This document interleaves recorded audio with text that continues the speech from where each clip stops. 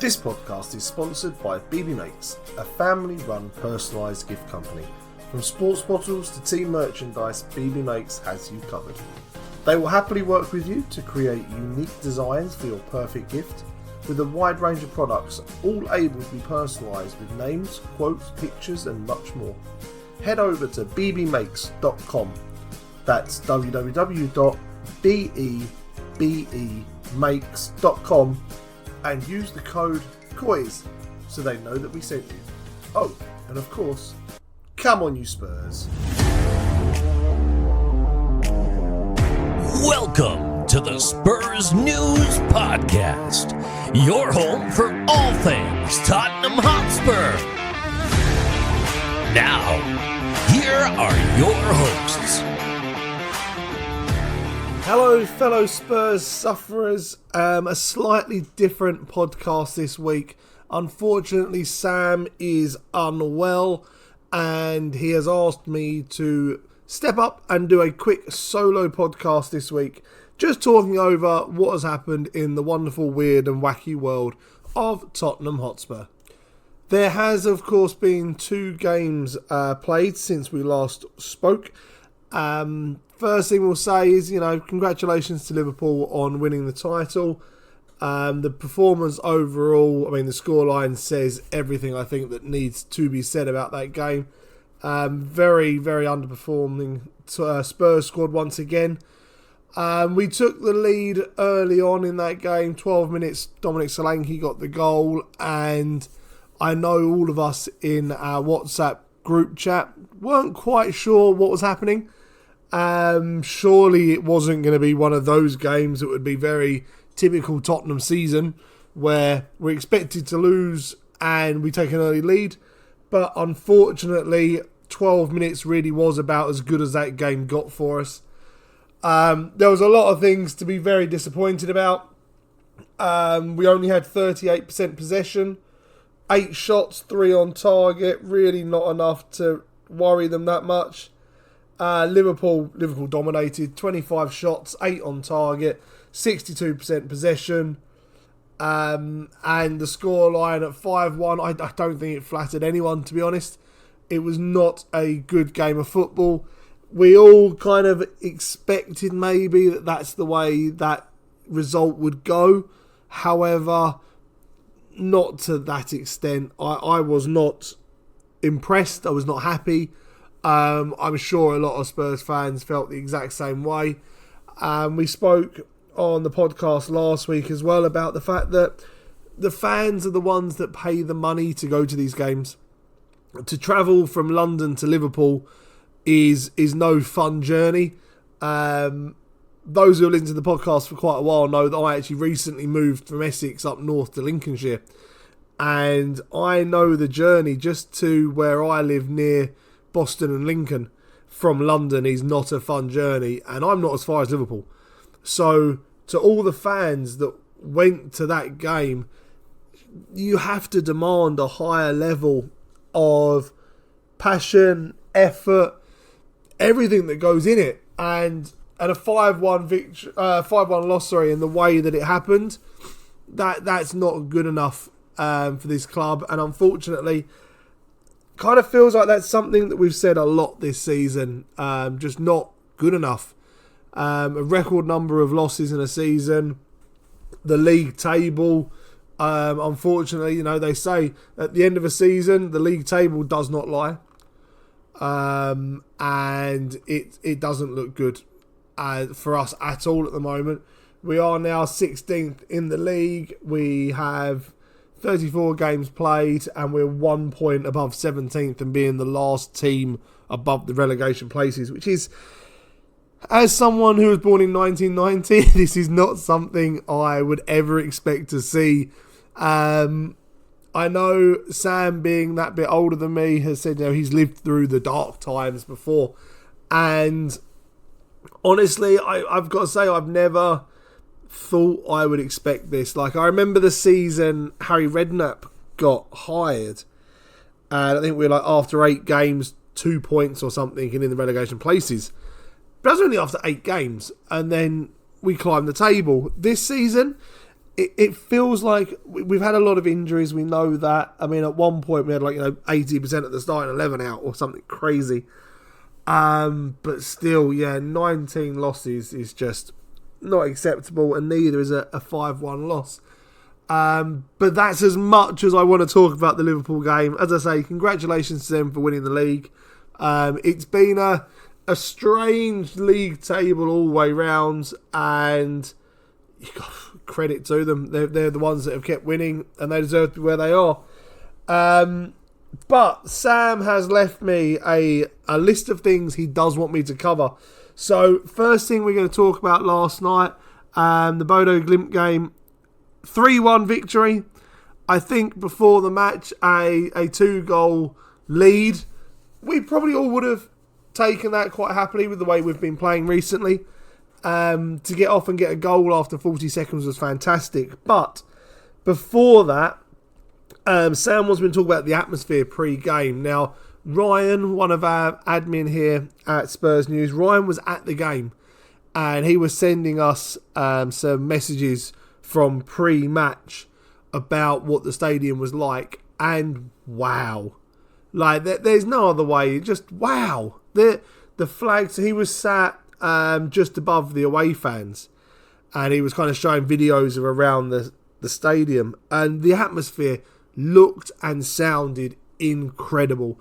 If you're listening to this podcast and you were one of the people there pre-game making the noise, waving the flags, the TIFO went up, that was great.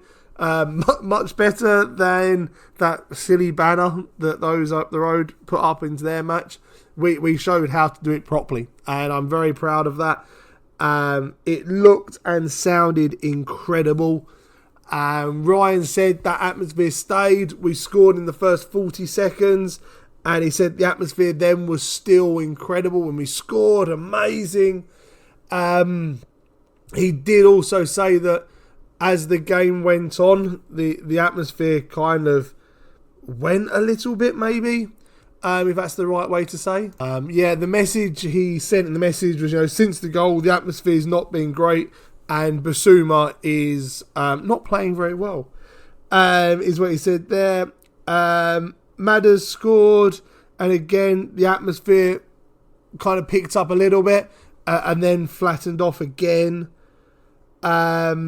We scored the third, and he said again, the penalty, he sent a video actually of Solanke's penalty, and the atmosphere inside the crowd, you can see the fans going mad. The south stand looked incredible with all the people wearing white. It just looked fantastic. But then he said the atmosphere kind of died off, and one of the things he really mentioned was their goal at the very end. Now, when they scored at the very end, they celebrated like they had scored a 90th minute winner.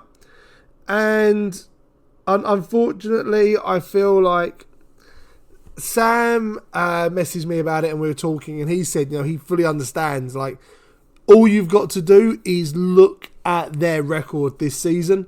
They've pretty much won every home game by a 2-goal margin. So when they scored that goal, I myself was watching it and was kind of that's annoying, but it's 3-1. I understand Sam and a lot of people were really disheartened. Ryan said leaving the game, it felt like it was a loss. And I fully believe only Tottenham fans could win a semi-final 3-1 and exit the ground like we'd lost because we conceded 1 goal. The problem is, of course, it's the ramifications of what that 1 goal actually mean. Going to Norway to play in the Arctic Circle at 8 o'clock at night on a plastic pitch. We saw against Tamworth just how well we played on a plastic pitch for 90 minutes. And we now need to go there and perform so much better than we have for large parts of this season. I understand that the negative of Bodo have played some big teams this season and handed out some very impressive results. even if you just look at, the last round, they won. They lost 3-1 away to Lazio with a red card and went through on penalties, having beaten Lazio 2-1 at home. They beat Olympiacos 3-0 at home. They beat FC Twente. They beat them 5-2 at home. They beat Tel Aviv 3-1 at home. So you can see here how those kind of games are, and it's like, well, they have got a good record at home. They did, of course, only beat Porto 3-2, so that was only a one goal margin there, which is something for us to hang on to, I suppose. And they did also lose 2-1 to Karabakh FK as well, with a 2-1 home loss to them. So it's going to be a very tough game. I don't think anyone can take away from the fact we know travelling to that location, to go to the Arctic Circle is never going to be fun. To play on a plastic pitch is never going to be fun. But I myself have hope. After seeing that performance in the first half, what I feel we need is to get it all the way through to full time, more so. So hopefully we will go to Norway on Thursday and we will start off how we did but carry it through. Of course, being Tottenham, it wouldn't be us without then having injury issues. Solanke and Maddison both having to go off injured is a sight no one wants to see. I think we are seeing more and more every game exactly what Solanke brings to our squad. I understand there's been some criticism around the fact he's not scored as many goals as people would like, especially for the price tag of a striker. But the amount of running that man does and the pressure and the leading from the front, I don't think that can be overlooked. And I do think we notice when Dominic's not playing, you notice just kind of how much of a difference there is. One of the biggest issues, I think, with last night's game, we all discussed in the admin chat, was the substitutions last night. Nobody really came on and grabbed the game by the scruff of the neck at all, if I'm honest. Kulusevski comes on. Matthias Tell comes on. Odebert comes on. 3 players who are very good tactically, and we know how good they can be. And if you're coming on at the game being 3-0 and played as it was, you want to see those players come off the bench with the attitude of grabbing it by the scruff of the neck and let me show you what I can do. Kulusevski had one good chance, but I feel like he snatched at that, took the shot too early, and it didn't really lead to anything. Odebert and Tell had a couple of moments, but nothing that was really kind of worthy of a big shout-out mention. And that for me is always a concern. If you're playing in that atmosphere, you're playing 3-0 up, a team against the ropes, then really you want to see players coming off the bench and trying to make a difference a lot more than what we saw. If we're going to have next Thursday, we have to hope that Solanke is fit. There's no news on that just yet. And hope that Maddison is also fit. There's no news at the time of recording this podcast. No real news has been given out about that, or leaked as you would, regarding those injuries. We are just going to have to wait and see. Our next game, of course, is a Premier League game and we're playing against West Ham. And these are games where we know for a fact that every time West Ham play Tottenham, it is a cup final for these guys. And for us, it's kind of like now the league's done. We can travel to West Ham knowing that the league is done. We're not going to get relegated. We might finish a couple of places higher up in the league, but really the relevance of that compared to next Thursday just isn't there. I would personally, if I was in charge of the team, I would be flying them out today to Norway, having the first team training on every plastic pitch they can find, playing against any team, locals, I don't really mind. I'd play, third division Norwegian teams just to get the team used to playing on the pitches and in the cold. West Ham away, I would send the academy team. I know you're not technically allowed to, but honestly, the whole season relies on next Thursday's result and climatising the players to the conditions and the pitches. That is the priority right now. So yeah, I would personally send the academy to West Ham, send the rest of the squad to Norway tonight, and have them getting ready for it. I know that's obviously not realistic and not allowed,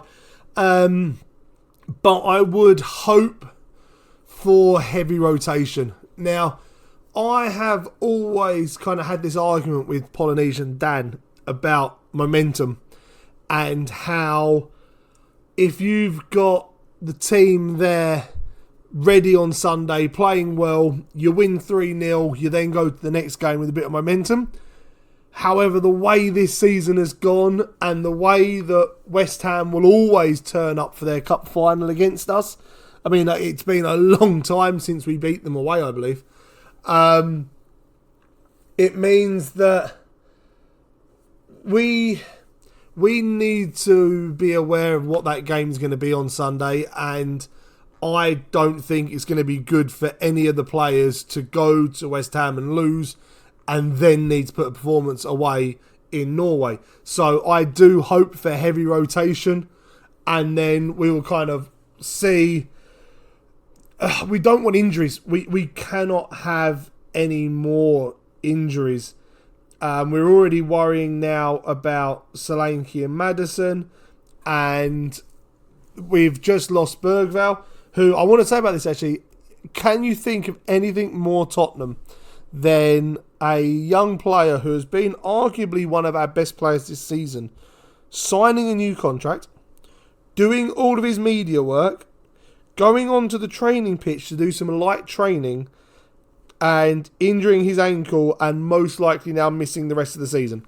Now, if you could just take our season, put it in a nutshell, I'm pretty sure that is it. Sign a contract, light training, injure your ankle, miss the rest of the season. I am hoping that the rumours of the missing the rest of the season aren't accurate, and if we do make the final, he is available, because I do think he has been a fantastic player for us this season. Let me check my list and see if there's anything else Sam wants to talk about. We should probably discuss the next game as West Ham. I've done that. Obviously, I'm sure a lot of people listening will know, and be making jokes now about the fact I have to talk about West Ham, and the fact that I have just mentioned that we don't normally beat West Ham. That has nothing to do with any allegiances, okay? Don't start. I'm not even going to mention the Manchester United potential Europa League final after their victory last night as well. I'm just going to leave it all out because I know Sam would be wanting me and goading me into making some sort of comment, and it's not going to happen. That is pretty much it for today's podcast, really. It was only a short one just to speak about the game last night, mentioned about last Sunday. Obviously, Sam will be back next week, hopefully, for that podcast, where we will be talking about the second semi-final and talk about hotels and reservations in Bilbao, hopefully. But until then, everyone have a great weekend. Completely ignore Sunday. Don't even turn on the radio, the telly. Just ignore it. Let's just focus all of our attention onto next Thursday. And until then, come on you Spurs. Thank you for listening to the Spurs News Podcast. We hope that you enjoyed the show. Stay up to date with all things Tottenham. Follow us on social media. All links are in the podcast description.